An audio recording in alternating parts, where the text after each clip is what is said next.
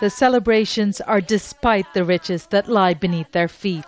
There's a wedding, and for today, this community will try to forget what's under the red soil. We don't want to know what's below our farmland. It's of no use to us. All we know is that it's caused us a huge loss. The companies that have come and gone are not returning our farmland. And in this state, we can't use it anyway.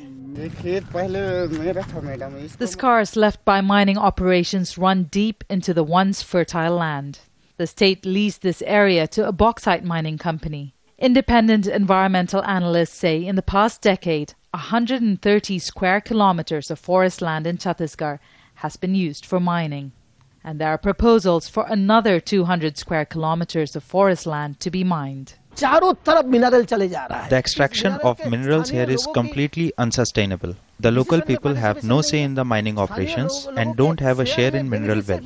The environment is damaged and they don't see any of the profits. The profits are evident in the growing cities and industrial areas.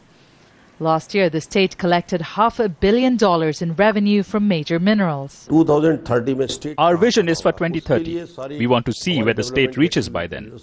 All our development activities is geared to that. We are building new capital, we are building new railway corridors and infrastructure and education hubs. When it was created more than 13 years ago, Chhattisgarh was considered one of the least developed states in India. It is now one of the country's fastest growing economies, with this new capital costing the government more than $1 billion as its centerpiece.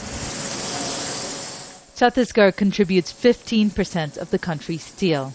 It is India's fourth largest iron ore producer, and the mining department says production will increase by a third this year.